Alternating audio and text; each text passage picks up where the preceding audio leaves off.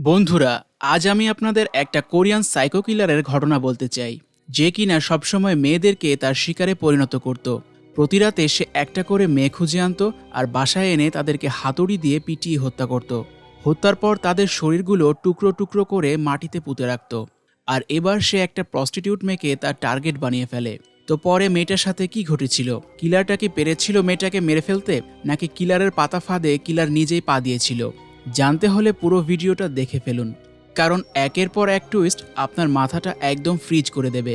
আর হ্যাঁ, এটা কোনো বানানো কাহিনী না, কোরিয়ায় ঘটে যাওয়া সত্য ঘটনা অবলম্বনে নির্মিত মুভি দ্য চেজার। চলুন বেশি দেরি না করে শুরু করা যাক। চ্যানেলে আজ যারা নতুন এসেছেন করে দিন। মুভির শুরুতে আমরা একটা প্রস্টিটিউট মেয়েকে দেখতে পাই, যে কিনা তার খদ্দেরের জন্য অপেক্ষা করছিল। একটু পর গাড়ি করে একটা ছেলে তার সামনে এসে হাজির হয়। মেয়েটা তখন ওই ছেলেটার সাথে গাড়ি করে একটা আবাসিক এলাকায় চলে যায় এবং গাড়িটা রাস্তার একপাশে রেখে তার একটা বাড়িতে ঢুকে পড়ে। তো এর 4-5 দিন পরে দেখা যায় গাড়িটি ওখানে ওভাবে ময়লা হয়ে পড়েছিল। এরপর ওই মেয়েটার খোঁজ করতে একটা লোক চলে আসে। লোকটার নাম ছিল জুংহো, যে কিনা একজন ক্রাইম ব্রাঞ্চের অফিসার ছিল, কিন্তু দুর্নীতির কারণে তাকে চাকরি থেকে বহিষ্কার করা হয় এবং এরপর থেকে সে ওইসব প্রস্টিটিউট মেয়েদের দালাল হিসেবে কাজ করা শুরু করে। এতে করে তার বিজনেসও খুব ভালো যাচ্ছিল, কিন্তু কিছুদিন হলো তার সাথে কাজ করা দুটি মেয়েকে খুঁজে পাওয়া যাচ্ছিল না। এতে করে তার বিজনেসে কয়েকদিন ধরে খুব লস হচ্ছিল। এদিকে তার পার্টনার তাকে টাকা ফেরত দেবার জন্য চাপ দিলে সে চিন্তা করে সে নিজেই ওই মেয়ে দুটোকে খুঁজে বের করবে। এরপর সে তার বিজনেসের একটা মেয়ের সাথে দেখা করে এবং তাকে বলে নতুন কাস্টমারের কাছে যেতে, কিন্তু ওই মেয়েটা তাকে না বলে দেয়। মানে সে আর এই পাপের কাজটা করতে চাইছে না। আর এদিকে দুটি মেয়ে লাপাত্তা, এই ব্যাপারটা তো আছেই। এটা নিয়ে সে জুংয়ের সাথে ঝগড়াঝাটি করে গাড়ি থেকে বের হয়ে যায়। এরপর জুংয়ের ফোনে একটা ফোন আসে এবং বলা হয় তার আন্ডারে থাকা সব মেয়েগুলো আজ রাতের মতো বুক হয়ে গেছে, কিন্তু একটা কাস্টমার আছে যে এখনই একটা মেয়ে চাইছিল। তখন জুং তার ফোন কেটে নিজের অ্যাসিস্ট্যান্টকে ফোন দেয়, দিয়ে বলে মিজিনকে ফোন দিয়ে কাস্টমারের কাছে যেতে। কিন্তু অ্যাসিস্ট্যান্ট বলে মিজিন কিছুদিনের জন্য ছুটি নিয়েছে, কারণ সে খুবই অসুস্থ। কিন্তু জুন আবার সাথে সাথে মিজিনকে ফোন দিয়ে কাস্টমারের কাছে যাবার জন্য প্রেশার দিতে থাকে। এক পর্যায়ে মিজিন আর কোনো রাস্তা না দেখে রাজি হয়ে যায়। পরে জুং গাড়িতে ওই প্রথম মেয়েটার মোবাইল খুঁজে পায় এবং মোবাইলের কল লিস্ট ঘাটাঘাটি করে সে একটা নাম্বার চিনে ফেলে। নাম্বারটা হলো একটা কাস্টমারের। কিছুদিন আগে একটা মেয়ে এই কাস্টমারের বিরুদ্ধে তার কাছে কমপ্লেন দেয় যে সে নাকি আসল কাজ করা বাদ দিয়ে মেয়েগুলোকে প্রচুর মারধর করত। তো যেহেতু জুং তার সাথে বিজনেস করা দুইজন মেয়েকে খুঁজে পাচ্ছিল না, তাই সে এই নাম্বারে কাস্টমারটিকে সন্দেহ করে বসে। হয়তো সে মেয়েগুলোকে অন্য কোথাও বিক্রি করে দিয়েছে, নয়তো মেরে গুম করে দিয়েছে। তাই সেই জিনিসটা টেস্ট করার জন্য আবারও মিজিনকে ফোন দিয়ে বলে আগের কাস্টমার বাদ দাও, আমি যেই নতুন নাম্বারটা দিচ্ছি তুমি এই কাস্টমারের কাছে যাও। তারপর ওর বাসায় গিয়ে ওয়াশরুমে ঢুকে গোসল করার নাম করে আমাকে ডিটেলস লোকেশন মেসেজ করবে, যাতে কোনো সমস্যা হলে আমি তোমাকে বাঁচাতে পারি। এরপর আমরা দেখতে পাই মিজিনকে নিতে ওই কাস্টমারটা গাড়ি নিয়ে চলে আসে। ছেলেটার নাম ছিল ইউমিন। এরপর দেখা যায় তারা দুইজন গাড়ি করে সে আগের জায়গায় চলে আসে, মুভির শুরুর দিকে যে জায়গাটা দেখানো হয়েছিল। এরপর তারা গাড়িটা পার্ক করে একটা ভুতুরে বাড়ির সামনে এসে হাজির হয় এবং ইউমিন একগোছা চাবি বের করে একটার পর একটা ট্রাই করতে থাকে, কিন্তু তালাটা খুলছিল না। এটা দেখে মিজিন একটু সন্দেহ করে, কারণ নিজের বাসার চাবি তো ভুলবার কথা নয়। এরপর তারা দুইজনই বাসায় ঢুকে পড়ে, কিন্তু মিজিন ইচ্ছে করেই মেইন গেটটা খোলা রাখে, যাতে কোনো বিপদ হলে সে পালাতে পারে। এদিকে বাসায় ঢোকার পর মিজিন একটা কুকুরকে দেখে মাটি শুকতে। ব্যাপারটা আপাত দৃষ্টিতে সাধারণ মনে হলেও তার কাছে খুব খটকা লাগে। এরপর মিজিন ঘরে ঢুকে গোসলের নাম করে ওয়াশরুমে ঢুকে যায় জুংকে তার লোকেশন মেসেজ করার জন্য, কিন্তু নেটওয়ার্কের অভাবে মেসেজটা আর সেন্ড হচ্ছিল না। তাই সে ওয়াশরুমের জানালাটা খোলার চেষ্টা করে, কিন্তু তখন সে দেখতে পায় ওটা আসলে জানালা ছিল না, পেছনে দেয়াল ছিল। আর শুধু তাই নয়, সে মেঝেতে কিছু রক্ত আর চুলও দেখতে পায়। এটা দেখে মিজিনের বুক কেঁপে ওঠে। এরপর সে বাইরে বের হয়ে আসে এবং ইউমিনকে বলে আমি একটু বাইরে যেতে চাই। এই বলে দরজার দিকে যেতেই সে দেখতে পায় ইউমিন রুমের দরজায় তালা লাগিয়ে রেখেছে।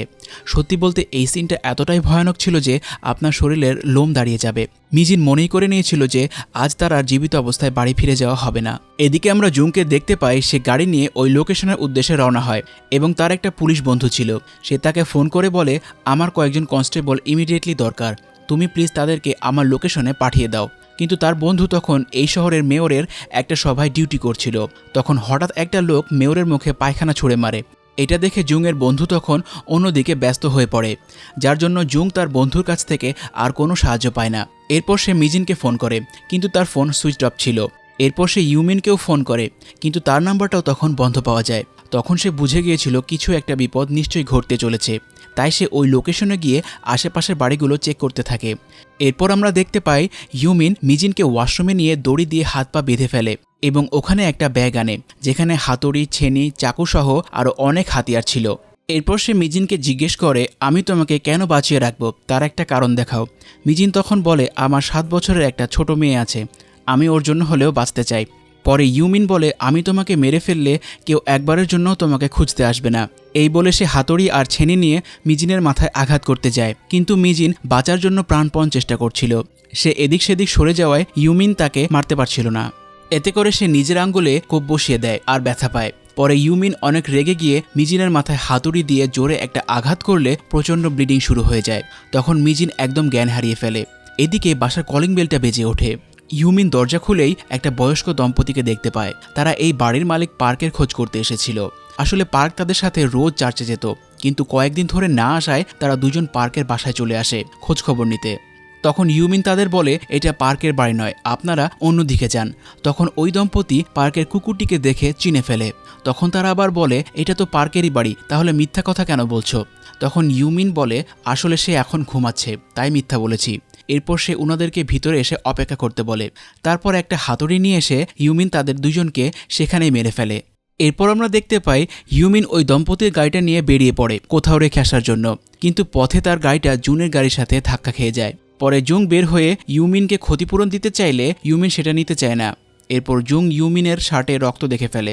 তখন সে মনে মনে সন্দেহ করে যে সে যাকে খুঁজছে এটাই সেই কাস্টমার। তারপর শিওর হবার জন্য ওই কাস্টমারের নাম্বারে ফোন দিলে সাথে সাথে ইউমিনের ফোন বেজে ওঠে। তখন জুং বুঝে যায় যে এই সেই কালপ্রিট যার জন্য তার ব্যবসার মেয়েগুলো এক এক করে উধাও হয়ে যাচ্ছিল। তখন ইউমিন অবস্থা বেগতিক দেখে পালিয়ে যাবার চেষ্টা করলে জুং তাকে ধরে ফেলে এবং হাতে হ্যান্ডকাফ পরিয়ে দেয়। এরপর তার পকেট চেক করে সে জানতে পারে যে সে অন্য শহরের লোক ছিল। এরপর জুং ইউমিনকে তার মেয়েগুলোর কথা জিজ্ঞেস করলে সে কিছুই বলতে চায় না, উল্টো চুপ করে থাকে। এদিকে দেখা যায় তারা দুজন রাস্তায় গাড়িগুলো ফেলে রাখায় ওখানে প্রচুর জ্যাম হয়ে যায়। তখন ওখানে পুলিশ চলে আসে। তারপর ইউমিনের হাতে হ্যান্ডকাপ দেখে পুলিশ জুংকে জিজ্ঞেস করে, আপনি কে? তখন জুং নিজেকে পুলিশ বলে পরিচয় দেয়, কিন্তু সে কোনো আইডি কার্ড শো করতে না পারলে পুলিশ দুজনকেই ধরে থানায় নিয়ে আসে। থানায় আসার পর জুং পুলিশকে বলে, ও আমার 3টা মেয়েকে গুম করে দিয়েছে। কিন্তু পুলিশ এই কথাটি শুনে কোনো রিয়াকশন দেয় না, কারণ সে এমনিতেই দালালি ব্যবসা করত, তাই তার কথায় পুলিশ তেমন একটা পাতা দিচ্ছিল না। এরপর পুলিশ ইউমিনকে জিজ্ঞেস করে, এই গাড়িটা কার? সে অভিনয় করে বলে, আমার কোনো এক আত্মীয়ের হবে, কিন্তু আমার স্মৃতিশক্তি খুবই দুর্বল, তাই এখন মনে করতে পারছি না। এরপর পুলিশ আরও বলে, তুই জুংয়ের মেয়েদের সাথে কি করেছিস, কোথায় ওদের গুম করে রেখেছিস? ইউমিন তখন হেসে হেসে বলে, গুম করিনি, সবগুলোকে মেরে কেটে টুকরো টুকরো করে ফেলেছি। এমনভাবে সে কথাগুলো বলছিল যেন খুন করাটা তার কাছে খুবই সামান্য ব্যাপার। সে আরও বলে, আমি সব মিলিয়ে মোট 12 জনকে খুন করেছি। এদিকে জুং তার ওই পুলিশ বন্ধুকে পাগলের মতো ফোন করতে থাকে, কিন্তু তার বন্ধু ফোন ধরছিল না। এক পর্যায়ে ফোন ধরলে জুং তাকে সব কিছু খুলে বলে। এরপর তার বন্ধু খেয়াল করে যে সে একটা মার্ডার কেস নিয়ে অনেক ঝামেলায় ছিল, আসামিকে সে খুঁজে পাচ্ছিল না। তখন সে ভাবে এটা হয়তো সেই আসামি হবে। এই ভেবে সে খুব দ্রুত থানায় চলে আসে। এরপর জুংয়ের বন্ধু ওই থানায় গিয়ে জুং আর ইউমিনকে সেখান থেকে তাদের থানায় নিয়ে যেতে চায়, কিন্তু ওই থানার পুলিশটা কিছুতেই তাকে ছাড়বে না, কারণ যে কেসটা সলভ করে ফেলবে তারই লাভ।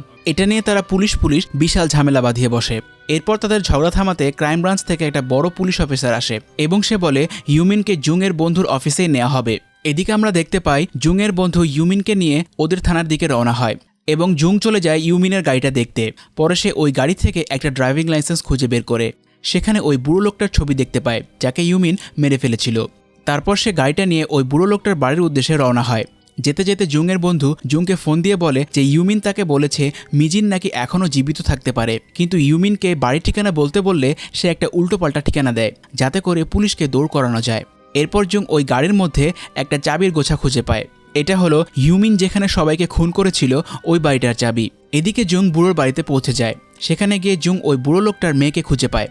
সেখানে গিয়ে জুং ওই বুড়ো লোকটার মেয়েকে ইউমিনের ছবি দেখিয়ে জিজ্ঞেস করে এই ছেলেটাকে সে চিনে কিনা। মেয়েটা বলে না, আমি একে চিনি না, এবং জুং তাকে চাবির গোছাটাও দেখতে বলে, কিন্তু ওই মেয়েটা বলে না, এটা আমাদের না।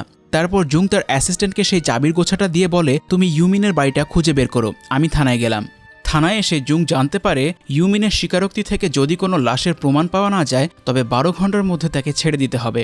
এটা নিয়ে জুং পুলিশের সাথে খুবই ঝামেলা করে, কিন্তু কোনো লাভ হয় না, কারণ সে তো একটা সাসপেন্ডেড পুলিশ। এরপর ইউমিনকে তার খুনের ব্যাপারে জিজ্ঞাসাবাদ করা হলে সে খুব মজার ছলে হেসে হেসে বলতে থাকে ওই মেয়েগুলোকে সে কিভাবে মেরেছিল। এরপর লাশের প্রমাণ খোঁজার জন্য একজন ফরেন্সিক এক্সপার্টকে জুংয়ের সাথে মিজিনের বাড়িতে পাঠানো হয় স্যাম্পল কালেক্ট করতে, ইউমিনের শার্টে যে রক্ত পাওয়া গেছিল সেটা মিজিনের কিনা সেটা জানার জন্য। এরপর মিজিনের বাড়িতে গিয়ে ফরেন্সিক এক্সপার্ট তার একটা চুল খুঁজে পায় এবং জুং দেখে মিজিনের বাচ্চা মেয়েটা বাসায় একা পড়ে রয়েছে। তখন সে ইচ্ছে না থাকা সত্ত্বেও মেয়েটিকে তার সাথে নিয়ে নেয়। এদিকে জুং ইউমিনের ব্যাপারে খোঁজ করতে করতে তার বোনের বাসায় গিয়ে হাজির হয়। বোনকে ইউমিনের কথা জিজ্ঞেস করতেই সে বলে ইউমিনের সাথে তার অনেকদিন আগে সম্পর্ক নষ্ট হয়ে গেছে, সে অনেকদিন জেলও খেটেছিল, কিন্তু কয়েক বছর ধরে তারা আর ইউমিনের কোনো খবর জানে না। এদিকে তখনই ভেতরের ঘর থেকে একটা পঙ্গু শিশু বের হয়ে আসে। ইউমিনের বোন তখন বলে একদিন আমি আমার ছেলেকে ইউমিনের কাছে রেখে একটা কাজে গিয়েছিলাম, আর এসে দেখি সে আমার ছেলেকে মেরে রক্তাক্ত করে ফেলেছে, তারপর থেকে আমি ওর সাথে আর কোনো সম্পর্ক রাখিনি। এসব কথা শুনে আর ওই পঙ্গু ছেলেটাকে দেখে জুং বুঝতে পারে ইউমিন কোনো সাধারণ খুনি না, সে একটা বড় ধরনের সাইকোপ্যাথ। এরপর জুং সূত্র খুঁজতে খুঁজতে একটা কলগার্ল মেয়ের কাছে গিয়ে পৌঁছায়। একমাত্র এই মেয়েটি ইউমিনের কাছে গিয়ে জীবিত ফিরে এসেছিল। মেয়েটির সাথে কথা বলে জুং অনেক চাঞ্চল্যকর তথ্য জানতে পারে। আসলে ইউমিন একটা নপুংসক ছিল, যার জন্য সে মেয়েদের সাথে শারীরিক সম্পর্ক করতে পারত না, আর তাই সে কলগার্ল ডেকে এনে তাদের উপর চরম অত্যাচার চালাতো। এদিকে জুং তার বাসার ঠিকানা জিজ্ঞেস করলে মেয়েটি বলতে পারে না। তখন মেয়েটি জিজ্ঞেস করে যে কি হয়েছে, হঠাৎ ওকে কেন খুঁজছেন, ও কি কাউকে মেরে ফেলেছে? জুং তখন মেয়েটিকে বলে আমি শিওর না, তবে হয়তো। এই কথাটি আবার মিজিংয়ের মেয়ে শুনে প্রচণ্ড কান্না করতে থাকে। এদিকে আমরা দেখতে পাই মিজিংয়ের জ্ঞান ফিরে এসেছে, সে রক্তাক্ত অবস্থায় এতক্ষণ পড়েছিল কিন্তু মারা যায়নি। এদিকে সিন আবারও থানায় চলে আসে। ইউমিনের জবানবন্দি অনুযায়ী জানা যায় তাকে এর আগেও একবার পুলিশ ধরেছিল, কিন্তু লাশের কোনো প্রমাণ না পাওয়ায় জজ তাকে পাগল বলে ছেড়ে দিয়েছিল। কিন্তু এবারের পুলিশ চিফ ডিসিশন নেয় যেভাবেই হোক প্রমাণ তারা জোগাড় করবেই, কারণ এই কেসটা তাড়াতাড়ি সলভ না করলে উপরমহল থেকে তাদের উপর প্রেশার অনেক বাড়বে। এরপর তারা ইউমিনকে লাশ কোথায় পুঁতেছে জিজ্ঞেস করায় সে একটা পাহাড়ের নাম বলে। তখন সব পুলিশ বাহিনী পাহাড়ে চলে যায় লাশ খোঁজার জন্য, কিন্তু দুর্ভাগ্যবশত সেখানে কিছুই পাওয়া যায় না। এদিকে জুংয়ের অ্যাসিস্ট্যান্ট খুঁজতে খুঁজতে একটা বাড়ি পেয়ে যায়, যেটার তালা ওই চাবি দিয়ে খুলে যায়। তারপর সঙ্গে সঙ্গে সে জুংকে ফোন দিয়ে আসতে বলে। এদিকে জুং গাড়ি নিয়ে তাড়াতাড়ি ওইখানে চলে যায়, আর গিয়ে সে কাউকেই খুঁজে পায় না। এরপর হঠাৎ ওই বাড়ির একটা লোক জুংকে দেখে থমকে যায়। এরপর পালাতে চেষ্টা করলে জুং তাকে ধরে ফেলে এবং অনেক মাইর দেয়। এরপর জুন মিজিনের কথা জিজ্ঞেস করলে সে বলে না, আমি তাকে চিনি না। তারপর সে বলে ইয়ামিনের সাথে আমার জেলে দেখা হয়েছিল, ও জেল থেকে বের হবার পর আমার কাছে 3 থেকে 4 মাস ছিল, তাই আমার বাসার চাবিটা ওর কাছে ছিল, এছাড়া আমি আর কিছুই বলতে পারবো না। এরপর ওই বাসার দেয়ালে ইউমিনের করা কিছু আর্ট দেখতে পায় জুং। এদিকে দেখা যায় মিজিনের মেয়ে তার মায়ের মতো কাউকে রাস্তায় দেখে গাড়ি থেকে নেমে যায় এবং হঠাৎ একটা বাইক তাকে ধাক্কা দিয়ে চলে যায়, যার জন্য মেয়েটা রাস্তায় আহত অবস্থায় পড়ে থাকে। এদিকে জুং মেয়েটিকে খুঁজতে খুঁজতে পেয়ে যায় এবং ওর এই অবস্থা দেখে জুং মেয়েটিকে তাড়াতাড়ি হসপিটালে ভর্তি করে দেয়। এদিকে আমরা দেখতে পাই থানায় একজন মানসিক ডাক্তারকে ডেকে আনা হয়েছে ইউমিনের সাথে কথা বলে তার সমস্যা বের করার জন্য। এরপর ডাক্তার ইউমিনের সাথে অনেক বিষয় নিয়ে কথা বলেন, কিন্তু ইউমিন খুব চালাকির সাথে সেগুলো এড়িয়ে যায়। এরপর ডাক্তার যখন তার নপুংসতা নিয়ে তাকে প্রশ্ন করে, তখন সেই শান্ত হয়ে থাকা ইউমিন ডাক্তারের ওপর আক্রমণ করে বসে। তখন সবাই বুঝতে পারে যে সে একজন সাইকো কিলার, আর তার কারণটা হচ্ছে সে মেয়েদের সাথে শারীরিক সম্পর্ক করতে না পারায় মেয়েদের প্রতি তার অনেক ক্ষোভ সৃষ্টি হয়, আর যার জন্যই সে এই কলগালগুলোকে ডেকে ডেকে হত্যা করত। তো এরপর পুলিশ চিফ থানায় থাকা সব পুলিশকে অর্ডার করে যেভাবেই হোক কাল 12টার আগেই আমাদের খুনের প্রমাণ জোগাড় করতে হবে, তা না হলে আগেরবারের মতোই সাইকো কিলারটাকে ছেড়ে দিতে হবে। তখন সবাই কোমর বেঁধে নেমে পড়ে খুনের প্রমাণ জোগাড় করার জন্য। এইদিকে সকাল হতে না হতেই জুং আবার থানায় চলে আসে আর ইউমিনকে পাগলের মতো মারতে থাকে আর জিজ্ঞেস করে মিজিনকে সে কোথায় লুকিয়ে রেখেছে। কিন্তু ইউমিন এত মার খাবার পরেও তা স্বীকার করে না, কিন্তু কিছুক্ষণ পর সে একটা জায়গার নাম বলে ওঠে। তার দাবি সেখানেই নাকি সে সব লাশ পুঁতে রেখেছে। তারপর কথা মতো সেই লোকেশনে গিয়ে মাটি খুঁড়লে কোনো লাশই পাওয়া যায় না। এদিকে পুলিশের এই খোঁড়াখুঁড়ি দেখে একজন বড় উকিল সেখানে চলে আসে এবং পুলিশ চিফকে বলেন, আপনারা এসব কার কথাই করছেন? তখন পুলিশ চিফ কোনো উত্তর দিতে পারে না। এদিকে ওই উকিলটা ইউমিনকে দেখে বুঝতে পারে যে সাসপেক্টের ওপর প্রচণ্ড টর্চার করা হয়েছে। তখন সে পুলিশ চিফকে জিজ্ঞেস করে, আপনারা একজন নির্দোষ মানুষকে ধরে এনে এমন অমানসিক টর্চার করেছেন? উকিল আরও জিজ্ঞেস করে, ওর বিরুদ্ধে কি আপনাদের কাছে কোনো প্রমাণ আছে? পুলিশ চিফ উকিলের এসব প্রশ্ন শুনে খুবই লজ্জিত হয়ে যায়। তখন আবার উকিল বলে, ওকে এখনই ছেড়ে দেবার ব্যবস্থা করুন, আর যে অফিসার ওর এই হাল করেছে তাকে আমার কাছে আসতে বলুন। যেহেতু জুং ইউমিনকে মেরেছিল, তাই সে যখন বুঝতে পারে যে তাকে পুলিশ ধরে নিয়ে যেতে পারে, তখন সে পালিয়ে যাবার চেষ্টা করে, কিন্তু পুলিশ তাকে ধরে বেঁধে গাড়িতে ঢুকিয়ে দেয়। কিন্তু এরপরেও জুং পুলিশকে মেরে ধরে সেখান থেকে পালিয়ে যায়। এদিকে আমরা আবারও মিজিনকে দেখতে পাই। সে ফ্লোরে পড়ে থাকা টাইলসের টুকরো দিয়ে নিজের হাতের দড়িটা কেটে ফেলে। তারপর বাড়ির জানালা দিয়ে সেখান থেকে পালিয়ে যায়। পালাতে পালাতে সে একটা গ্রোসারি দোকানে গিয়ে হাজির হয় এবং দোকানের মহিলাকে বলে, প্লিজ আপনি পুলিশকে ফোন করুন, আমাকে এখানকার একটা ছেলে খুন করার চেষ্টা করেছে। এরপর ওই মহিলা দোকানদার পুলিশে ফোন করে সব জানিয়ে দেয় এবং মিজিন তখন আবার জুংকে ফোন করে, কিন্তু জুং তখন পুলিশের হাত থেকে বাঁচার জন্য দৌড়াচ্ছিল, তাই সে ফোনটা ধরতে পারেনি। এদিকে আমরা দেখতে পাই থানা থেকে ইউমিনকে ছেড়ে দেওয়া হয়েছে এবং তার সাথে 2 জন পুলিশকে পাঠানো হয়েছে লুকিয়ে লুকিয়ে ইউমিনের ওপর নজরদারি করতে। আর এবার ইউমিন বাসে চড়ে আবার তার এলাকায় চলে আসে এবং ওই দোকানটায় এসে হাজির হয় যেখানে কিছুক্ষণ আগে মিজিন এসেছিল। এদিকে ইউমিনকে দেখে দোকানের মহিলাটা বলে, এখানে একটা মেয়েকে খুন করার চেষ্টা করা হয়েছিল, আমি তাকে দোকানের ভিতর আশ্রয় দিয়েছি, তুমি প্লিজ পুলিশ আসার আগ পর্যন্ত এখানে থাকো, তাহলে আমরা একটু সাহস পাবো। এটা শুনে ইউমিন বুঝে যায় যে মিজিন এখনও মরেনি, সে বেঁচে ছিল এবং বাড়ি থেকে পালিয়ে সে দোকানে আশ্রয় নিয়েছে। এবার ইউমিন দোকানের মহিলাটার কাছে একটা হাতুড়ি চেয়ে নেয়। হাতুড়িটা ইউমিনকে দেবার পর মহিলাটা বলে, এবার আমার অনেকটা সেফ ফিল হচ্ছে। কি একটা অবস্থা, তাই না? মহিলাটা যদি জানতো যে ছেলেটার জন্য সে পুলিশ ডেকেছে তার হাতেই সে হাতুড়ি তুলে দিয়েছে। কি আর করার, এবার ইউমিন তার আসল রূপটা দেখায়। সে ওই দোকানদার মহিলাকে হাতুড়ি দিয়ে পিটিয়ে হত্যা করে এবং মিজিনের কাছে চলে যায় এবং তাকেও হাতুড়ি দিয়ে পিটিয়ে হত্যা করে। এদিকে দেখা যায় ইউমিনের পিছনে যে 2টি পুলিশ পাঠানো হয়েছিল তারা বোকার মতো গাড়ির ভেতরে ঘুমাতে থাকে। আর এবার জুং ওই এলাকায় ঢুকে পড়লে সে ওই দোকানের সামনে অনেক মানুষের ভিড় আর পুলিশ দেখতে পায়। পরে সে জানতে পারে যে সেখানে মিজিনের ডেড বডি পাওয়া গেছে। এইটা শুনে সে আর নিজেকে ধরে রাখতে পারে না, অনেক কান্নাকাটি করতে থাকে। এরপর রাতে সে ওই দোকানে বসে ভাবতে থাকে যদি সেদিন জোর করে মিজিনকে না পাঠাতো তাহলে আর এই ঘটনা ঘটতো না। এরপর সে জানালার দিকে তাকালে একটা মন্দিরের মতো দেখতে পায়। মন্দিরটা দেখে ইউমিনের সেই আর্টের কথা মনে পড়ে যায় তার। এরপর সে ওই মন্দিরের আর্কিটেকচারের কাছে চলে যায়। সেখানে গিয়ে জুং পার্কের কথা জানতে পারে, সেই পার্ক যার বাড়িতে ইউমিন এই হত্যাকাণ্ডগুলো চালিয়েছিল, এবং ওই আর্কিটেকচার তাকে পার্কের বাসানার ঠিকানাও দিয়ে দেয়। তখন সে সঙ্গে সঙ্গে ওই বাসায় গিয়ে চাবির গোছাগুলো ট্রাই করতে থাকে। এক পর্যায়ে একটি চাবি দিয়ে বাড়ির দরজাটা খুলে যায়।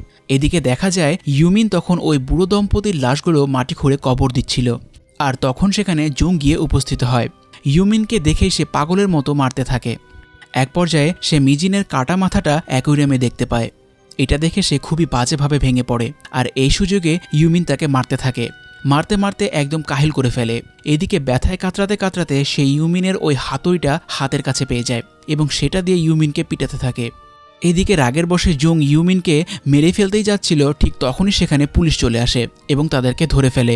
এরপর পুলিশ বাড়ির আঙ্গিনা থেকে একের পর এক গলিত লাশ উদ্ধার করে। এসব প্রমাণ পেয়ে পরে ইউমিনকে ফাঁসির আদেশ দেওয়া হয়। এদিকে দেখা যায় জুং মিজিনের বাচ্চা মেয়েটাকে দেখতে হসপিটালে যায় আর এখানে মুভিটা শেষ হয়ে যায়। মুভি শেষে আমরা বাস্তবের এই সিরিয়াল কিলারটাকে দেখতে পাই। সে দক্ষিণ কোরিয়ার একটা শহরে এরকম 12 থেকে 15 জন কলগার্ল মেয়েকে খুন করেছিল। আসলে সে নপুংসক ছিল, তাই মেয়েদেরকে খুন করে সে তার গায়ের জ্বালা মেটাতো। তো ভিডিওটি শেষ করার আগে আপনাদের জন্য একটা সুন্দর অ্যানাউন্সমেন্ট আছে। আপনারা যদি এই ভিডিওতে 1000 লাইক সম্পূর্ণ করতে পারেন তাহলে আমাদের টেলিগ্রাম চ্যানেলে এই মুভিটি সম্পূর্ণ আপলোড দেওয়া হবে। তখন ডাউনলোড ছাড়াই আপনারা মুভিটি দেখতে পারবেন। আর ডেসক্রিপশনে গেলেই আমাদের টেলিগ্রাম চ্যানেলের লিঙ্কটি আপনারা পেয়ে যাবেন। তো এতক্ষণ মনোযোগ দিয়ে ভিডিওটা দেখার জন্য আপনাকে অসংখ্য ধন্যবাদ। আমাদের ভিডিওটি যদি আপনাদের ভালো লেগে থাকে তাহলে লাইক, কমেন্ট আর সাবস্ক্রাইব করে আমাদের পাশেই থাকুন, কারণ খুব শীঘ্রই আরও মজার মজার মুভির বাংলা এক্সপ্লেনেশন নিয়ে আমরা আপনাদের সামনে হাজির হব।